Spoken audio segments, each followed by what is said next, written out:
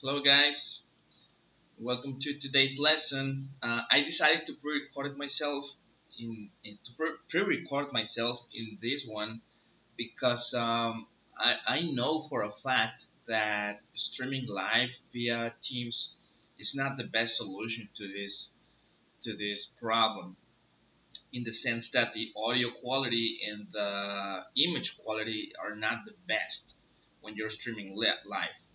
But when you record yourself, like I'm doing right now, you can hear me better, and also you can see the explanations much better. Okay, so welcome to the last session of the course of the remedial course, the session number 4, which is about the stage number 4, quadratic equations, and we're gonna go into these two topics basically.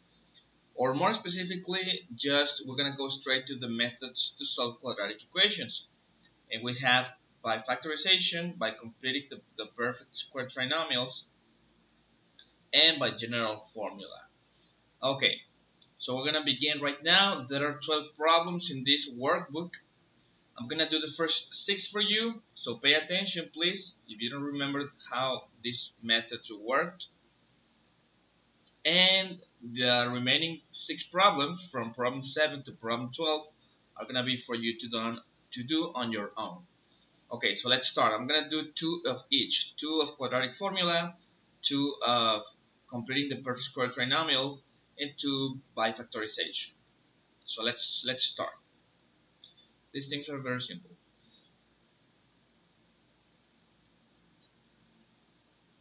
Okay, number 1. The activity number 1 and only about this workbook is this: solve the following quadratic equations using the prescribed method. So I'm going to give you an equation in each one of these empty cells, a quadratic equation and a method, and you have to use that method. Okay, so let's first use the quadratic formula. Very simple. So first you have to remember what the quadratic formula is. When you have a quadratic equation like this, oh, and by the way, I should add, I forgot all the zeros, I know that's I don't know how that came to be. All of these are supposed to have zeros. Okay, all of these. I made a big mistake. I don't know what I was thinking. All of these have zeros because they are equations, right? If you just write these are not equations. These things are just expressions. Okay, people normally call these things equations. No, they're not. If you don't have the equal sign, you don't have an equation.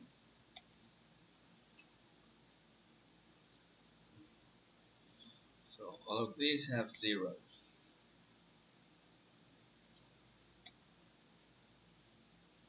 And that's it. Okay, and if they don't have a zero on the right side, you pass everything to the left side so that it looks like this. Okay, so that you have a zero in the right. Okay, now they are equations. Okay, so let's do this, guys.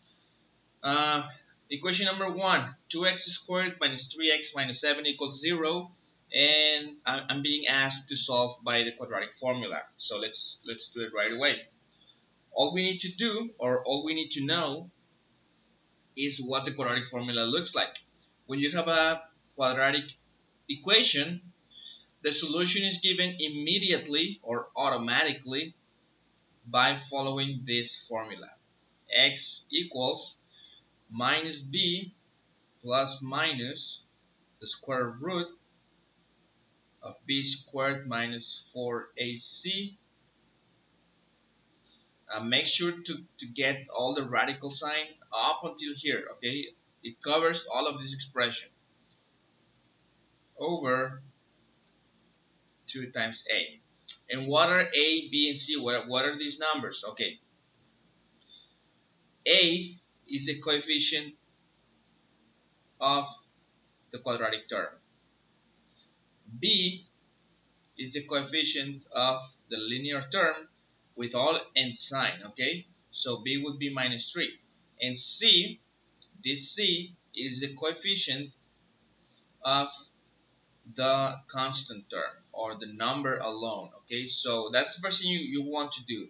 You want to spot or identify what A, B, and C are. So in this case, A is going to be 2, B is going to be minus 3, and C will be minus 7.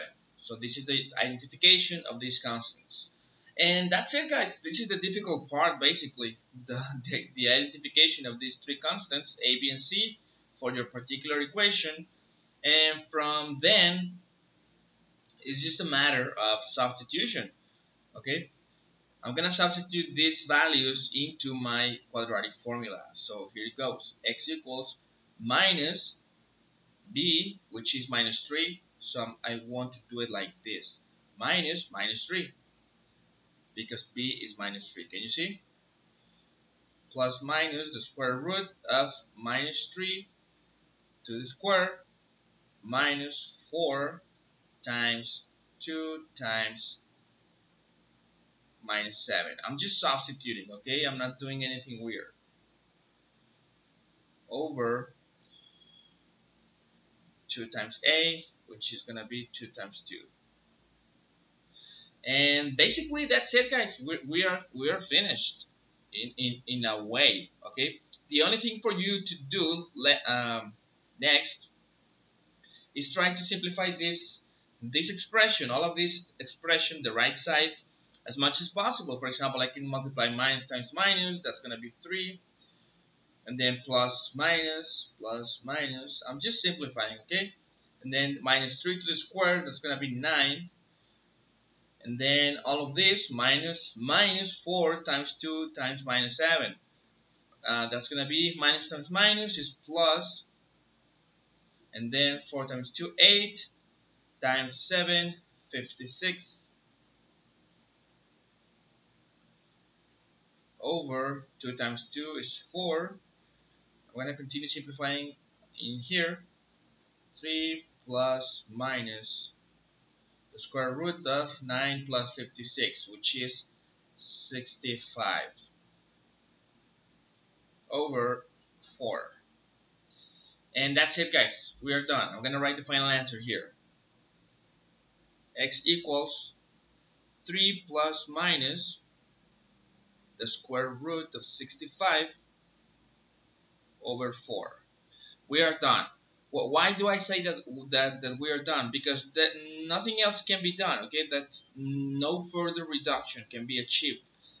Don't calculate the square root of 65, because you're gonna get if you take your calculator right now, please. Let me get mine. If you calculate that root, the root of 65, you won't get an integer.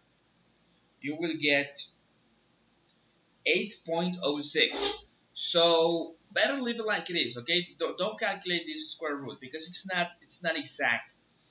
And so just leave the answer like this, okay? Some number plus minus the square root of some number over a denominator. This is a perfectly well and and nice answer. Okay, so this would be your solution. That's it. There's nothing else to be done. Let's go to the next. You have the quadratic equation, you have the formula. Okay, and first spot A, B, and C. So this is A, this is B, and this is C. So A is 4, B is minus 3, and C is minus 5. And then we substitute these constants into my quadratic formula. So x equals minus b, which is minus 3 again, plus minus the square root of b, which is minus 3, to the square minus 4 times ac. This is a, and c is minus 5.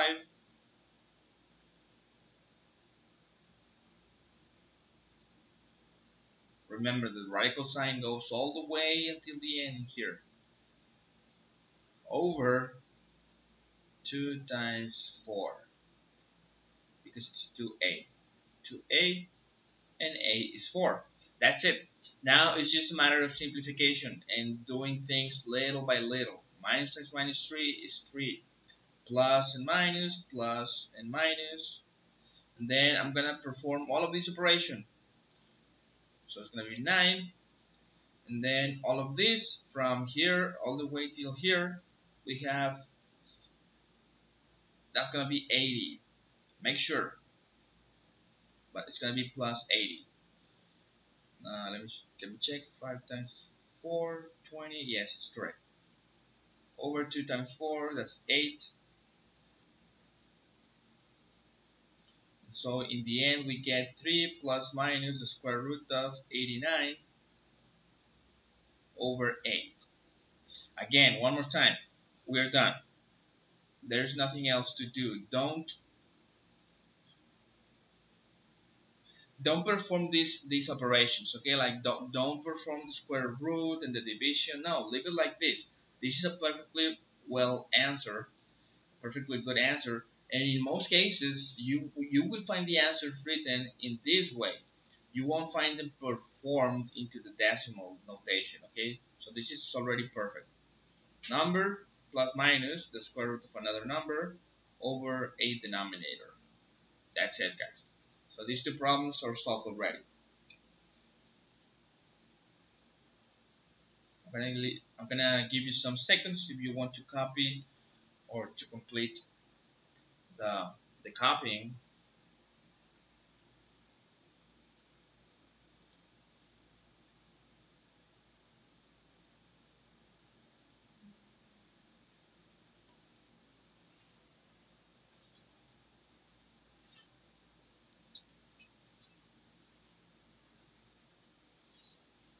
Okay, so let's go into the next type of solution or the next method, completing the perfect square trinomial. This is the most difficult, but it's not really that difficult, okay? It's not that complex. Okay, so how does this work? It works in this way. Okay, first, I'm going to explain it very slowly, okay, for you to understand. The first step that you have to perform in this method, completing the perfect square trinomial, the very first thing is this: make sure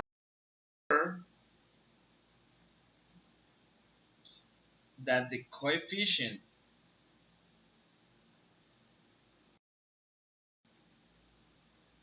of x squared is 1. Okay, make sure the coefficient of x squared is 1. So I look at my equation. Is the coefficient in the x squared equal to 1? Yeah, as we can see. Okay, so it checks. Okay, it checks. And if it hadn't been 1, we're gonna have to add another step. Okay, in this case that's not gonna be necessary, but in this one it will be necessary because, as you can see, the coefficient of x squared is not 1. So just wait for this explanation. Okay, so once we are sure of that, we can proceed with the method. So how does this work? First, I'm going to take this expression only without the 0. I'm going to just write it down in here. And I'm going to write this equals, all of this is equals to itself. Now that's a tremendously obvious statement, right? This is equal to this. Okay, that's that. I know. But let me continue. Okay, and now this also equal to itself plus and minus a same number. Okay, what I'm gonna do in this step is this: I'm gonna write the same expression, but I'm gonna add and subtract. I'm gonna add a number and subtract it. Okay, because if you do that, you're not changing this, right? If I add, let's say 3, and if I subtract 3, basically all of this is 0, and therefore that would be correct, right? Because I would not be changing this, and that's the idea. The idea is to add and subtract one special number. It has a special characteristic, okay, that's gonna be desirable. Okay, what number is gonna be? What number is this going to be? It's gonna be the square of half of this number. Okay, I'm gonna underline that number, the coefficient. The square of half of this number. I repeat, the square of half of this number. So first of all, what is half of this number? The half of 2 is 1. Now you square it and you get 1 also. So that's the number that you're going to add and subtract. Plus 1 and minus 1. Okay, that's the number that you want to add. I repeat, the square of half of this number. Okay, and then we can continue. I'm not going to write this side again because it's going to stay the same. And then equals. And now you have this. Now what you want to do is this.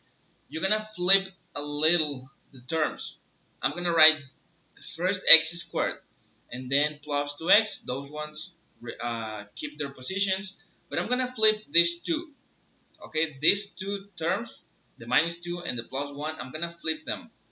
I'm going to change order like so. Okay, then we can continue. Remember, on this side, the same expression remains, but I'm not going to write it down. Okay, so why did I add and subtract this number? That specific number, the square of half of this number. Because by doing so and by doing this rearrangement of the terms, you will notice that this trinomial is actually a perfect square trinomial. All of these guys, it's a perfect square trinomial. And it can be represented by a binomial to the square. What is the binomial to the square that gives you all of this? It's x plus 1 to the square. Okay? All of this is a perfect square trinomial because it can actually be written like this. A binomial to the square. If you multiply x plus 1 times x plus 1, you're going to get all of this. Okay, and then you just put together these two constants, so it's gonna be minus 3, like that. Okay, so that is the technique of completing the perfect square trinomial. So basically, in the end, we find that x squared plus 2x minus 2 is equal to a perfect square trinomial plus or minus another constant. Okay, and that is the technique. This is what I wanted to do. I wanted to complete the perfect square trinomial first. We're not done. We haven't solved the equation. What we did was putting this as a perfect square trinomial or a binomial to the square plus and minus another quantity. What for? So that we can now do this. Look.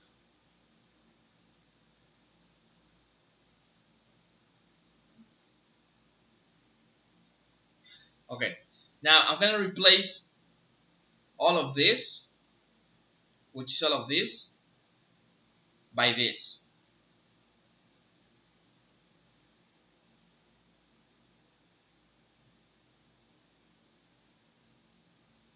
Like that. Can you see? I just replaced it.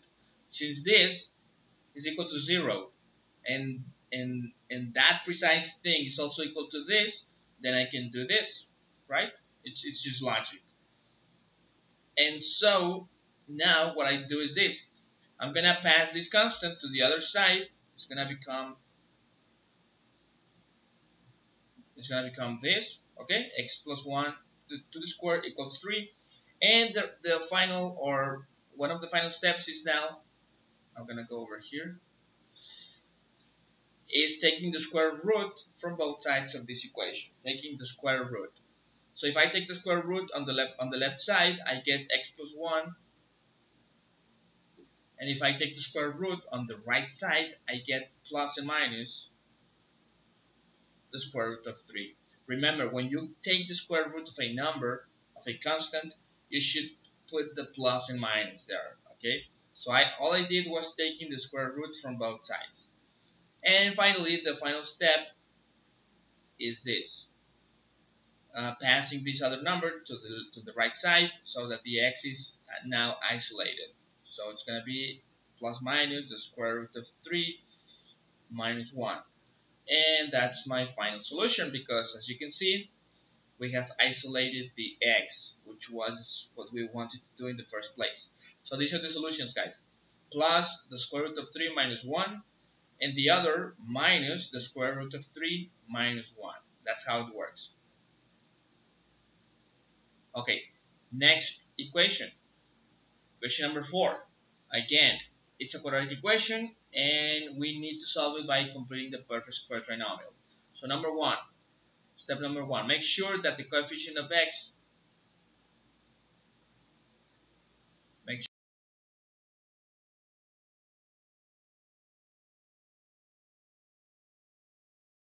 sure, okay. In this case, it's not, as you can see. So what we have to do is this, we have to factor it, okay, in this way. 2x squared plus 2x 6 equals 0. Or better yet, I think a better solution, it's this. We can divide the whole equation by the coefficient of x squared. The coefficient of x squared is 2, and I'm going to divide in both sides over 2. Okay, so it's going to look like this: 2x squared plus 2x equals 0, 2. And then let's perform the divisions. When you divide each of these terms by 2, you're going to get x squared plus x minus 3. And when you divide 0 over 2, you get 0. So this is an equivalent, this equation that I just got is equivalent to these guys. Okay, it's completely equivalent. And I got it from dividing over the coefficient of x squared in both sides, like so.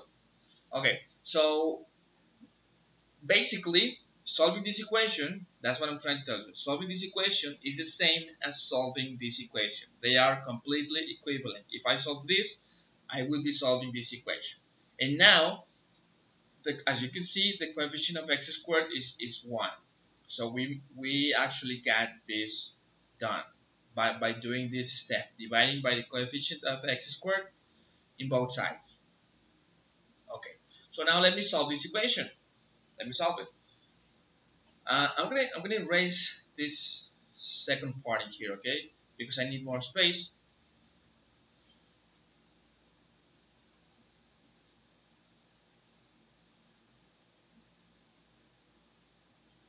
I'm gonna write this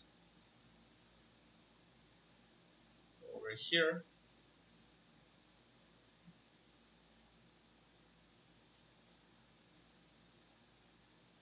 and I'm gonna continue solving this equation. How? In the same way that I did this one. Okay, I'm gonna complete the perfect square trinomial in here. So I write it down.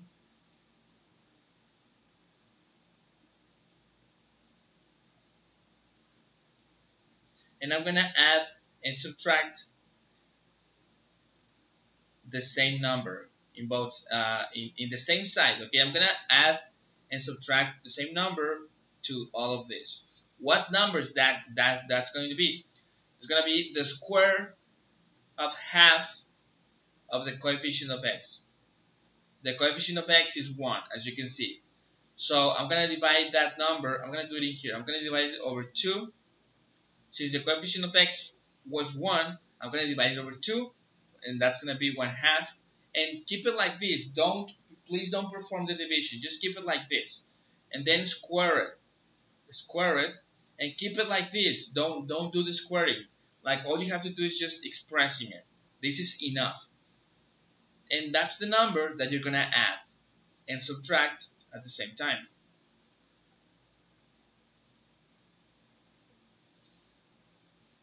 like so.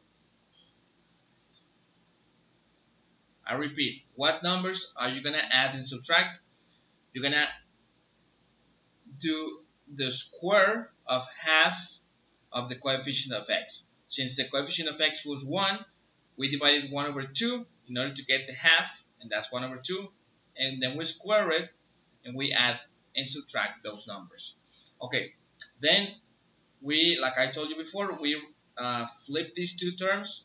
This one goes here, and this one goes there.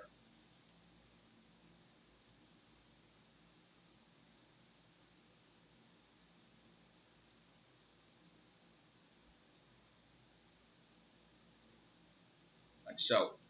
And then you will realize that by doing so, by doing that rearrangement of the terms, this trinomial is actually a perfect square trinomial. And what does that mean? It means that it can be written down as a binomial to the square.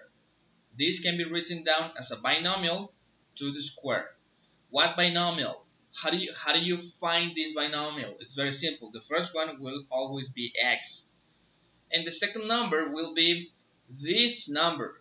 That's why I didn't tell you to square it, because it's gonna be kept in this way, such that you look at this number inside the square, the parentheses, and that's the number that you're gonna have to write in here. So this is it, guys. This is the binomial that when you raise it to the square, you get all of these perfect square trinomial. And if you want to convince yourself, do it. Raise this to the square. Okay? And then we put together these two numbers, or we simplify them. Minus 3 minus 1 half to the square. Do that in the calculator very quickly, and you will get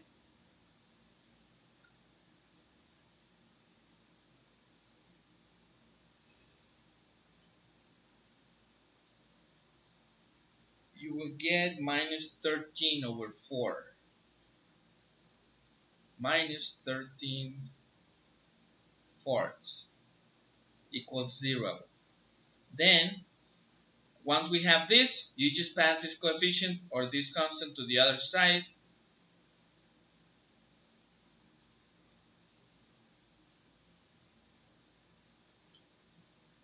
We take the square root now from both sides in order to eliminate this square. So we're going to get x plus 1 half equals plus or minus the square root of 13 over 4, like so. And finally, the very final step is just isolating the x. So we pass this 1 half to the other side as negative, obviously.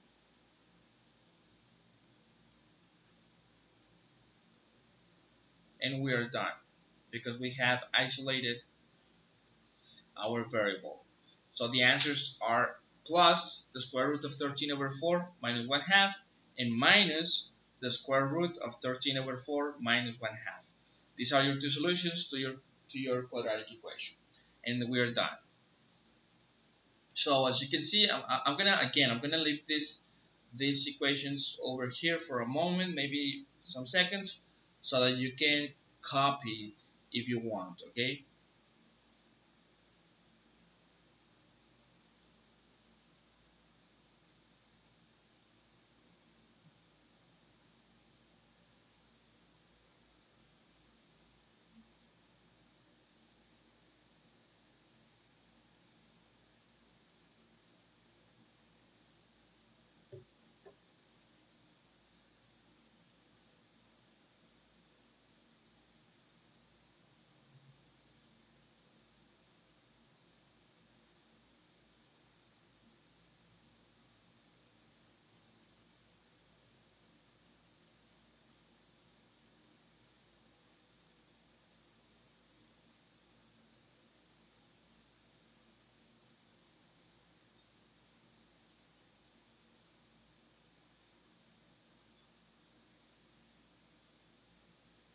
Okay, so now let's finish the final two equations. I mean, not the final for me, that is. Then you're gonna do another 6 on your own. So we have these two equations. Again, quadratic equations, and we need to factor them, or we need to use the method of factorization or factoring in order to solve these equations. Okay, this one is very simple. So what you have to do first is this. You have to factor this trinomial, this quadratic trinomial. You have to find a factorization, okay? This is just a guess game in a way. So open up parentheses like so, and you want to find two binomials, two linear binomials, such that when you multiply them by the FOIL method, you get all of this, okay? And all of that will be equal to 0. Okay, so this is just a trial and error process. There is no other way around it. In here, you want to put two numbers, here and here, you want to put two numbers, such that when you multiply them together, you get 6x squared. For example, I may try with 3x and 2x, because when I multiply 3x times 2x, I get 6x squared, right? So they may work, they may not work, but they may work. So we're gonna find in a moment. And the same idea goes in these other two, with these other two numbers. These other two numbers have to be such numbers such that when I multiply them together, I get minus 10. And I may try with minus 2 and plus 5. I may try with these two numbers. Okay, so how do I know whether this factorization is actually the same as this? I carry the multiplication. Okay, I carry the multiplication. 3x times 2x, 6x squared, and then 3x times 5 is 15x, and then this times this is minus 4x, and this times this is minus 10. And then I put together like terms. This and this is plus 11x minus 10. So no, it doesn't check, as you can see, because I have an 11x instead of 4x. So this one is not the factorization. And that's basically the way in which you have to carry out this factorization. You have to try something. You have to try numbers and so on. Okay, so in this factorization, instead of 2 and 5, how about the 5 in here and the 2 in here? Okay, and let me write the plus here and the minus here. Let's see if this one works. Okay, so let's multiply. 3x times 2x, 6x squared, and then 3x times minus 2 minus 6x plus 5 times 2x, you get 10x, and plus 5 times minus 2, you get minus 10. Okay, so now we put together like terms, so 6x squared, and all of this is 4x and minus 10. So this one does check, as you can see, because we got the same. Can you see? So this one is my factorization. And once I'm done with that, the rest is easy. What you have in here is this. You have a multiplication of two binomials, and that multiplication is equal to 0. So what you can do now is this. You can equate or equalize each of these binomials to 0. Why? Because when you have two numbers that multiply one another, for example, I'm going to do it in blue over here. When you have two numbers that are multiplying one another, a times b, and the result is 0, you can conclude that at least one of these numbers have to be 0. Has to be 0, sorry. So either a has to be 0 or b has to be 0, according to this. Okay, so it's the same over here. I'm multiplying this number times this number, and the multiplication is 0. Therefore, the first number is 0 or the second number is 0, which is basically the same as this. It's the same idea.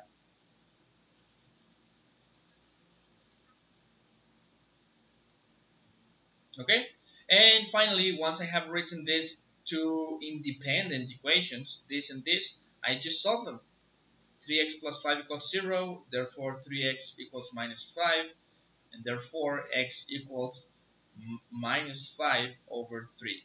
And I'm done with one solution. Okay, this is one of my solutions for my equation. X equals minus 5 over 3, and the other solution will be will be get by solving this equation. So x equals 3. Done.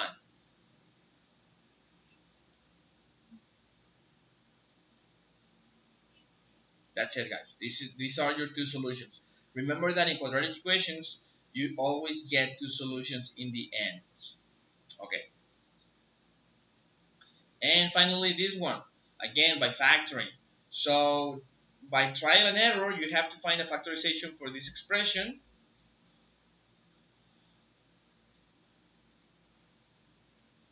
So this number will be 2x and this 2x, because those are the only possibilities to get 2x squared. 2x times x, that's the only possibility. And the only possibility to get 3 is, well, one of the possibilities is minus 1 and minus 3. Another possibility could have been plus and plus, okay, to get 3, but those are not going to work. I believe that you know why, because of this minus. When I multiply all of this, I need to get minuses in order to come up with this number, okay? 2x times x, 2x squared, 2x times minus 3, minus 6x, minus 1 times x, minus x, and minus 1 times minus 3, plus 3. So all of this, in the end, will be 2x squared minus 7x plus 3, which is the same as this expression. And therefore, my factorization was correct.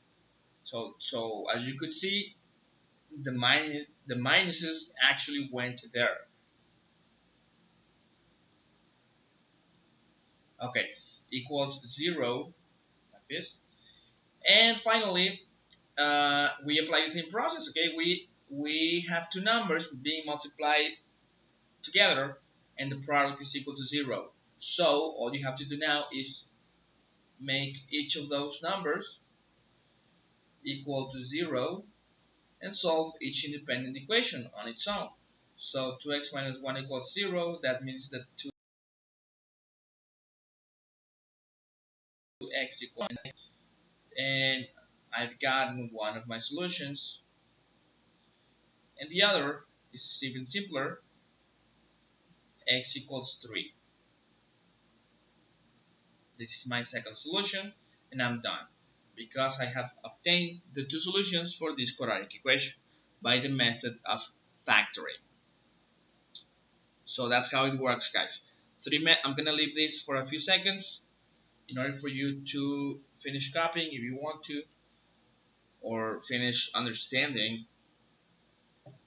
And so those are the three methods that we're gonna use to solve quadratic equations. The quadratic formula, which is very simple. The perfect square trinomial, which is not very simple.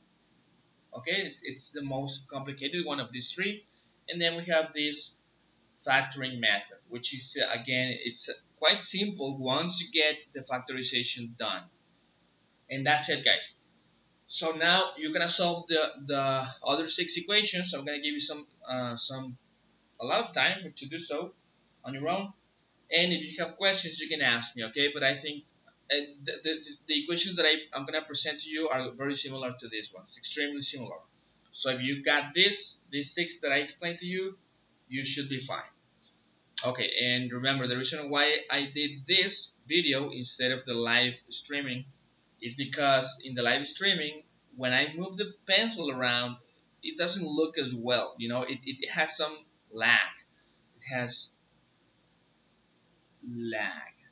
I don't know if you know this word, retraso. When I move this pencil and the numbers and all in Teams directly in live streaming, it's like, you know, it stutters, como que tartamudea el lápiz. Y eso no me agrada.